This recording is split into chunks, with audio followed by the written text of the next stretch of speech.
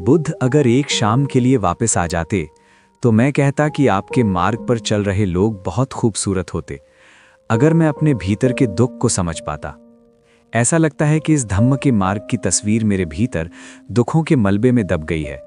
Buddhist मठों की चकाचौंध का मुकाबला करने वाले आध्यात्मिक गुरु और दलदल की गंदगी में समेटे हुए झुग्गी बस्तियां, मौसम की नीरसता और असंतुलन, सुख के अनुभव से संकीर्ण और दुख के अनुभव से भी चौड़े रास्ते से होकर गुजरती है। एक मनमौजी कलाकार जिसकी कहानियों में हिमालय की बर्फ मिली, रेगिस्तान की बालू मिली और एक दिन उस युवक की कहानी मिली जो रात में फूलने वाले फूलों से भी अधिक उलझन में है। उस लेखक का जीवन हरे भरे खेत से गुजरता हुआ ऊसर और बंजर जमीन तक जा पहुंचता है। सचमुच लगता है कि वो लेखक स्वर्ग से निष्कासित कोई देवता है जो जीवन में दुख ही दुख देखा करता है। कुछ भी हो, लेकिन लेखक का जीवन गांधी पार्क से भी अधिक शांत और सहस्त्रधारा के प्रवाह से भी अधिक गतिमान है। गंगा तट हो या बुद्ध टेम्पल, लगता है कि जल की लहरें और हवा की नटखट उसके भीतर के दुखों से तालमेल करके चलती हैं। और अगर आपको डूबने से डर नहीं लगता तो एक दिन आप सहस्त्रधारा घूमने निकल जाएं।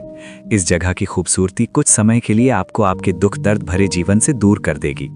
एक ऐसी ही खूबसूरत शाम को मनमौजी कलाकार अरुण अपने पुराने दोस्त वियना से मिला, जो पहले एक लड़का था। अब वो फूलों से भी अधिक मासूम लड़की में बदल गई है। वियना इतिपिसो भगवा अरहंग सम्मा संबुद्धो, भगवान गौतम बुद्ध के गुणों को गुनगुनाते हुए बोधिसत्वा की तरह गांधी पार्क के छोर पर घूम रही थी। टकसाल के रंग की लंबी स्वेटर, जैतून रंग की ढीली पैंट और पैरों में क्लॉग सैंडलें, रूखा सांवला चेहरा और कंधों के ठीक ऊपर तक चमकते हुए सुनहरे छोटे बाल। चलते चलते उसने फूलों का एक गुच्छा एकत्रित कर लिया और उन्हें पुनः पुनः अपने कानों के ऊपर रखती जाती। अरुण के साथ उसकी प्रेमिका खुशबू थी, जो बार बार वियना से प्यार मिलने की जिद कर रही थी।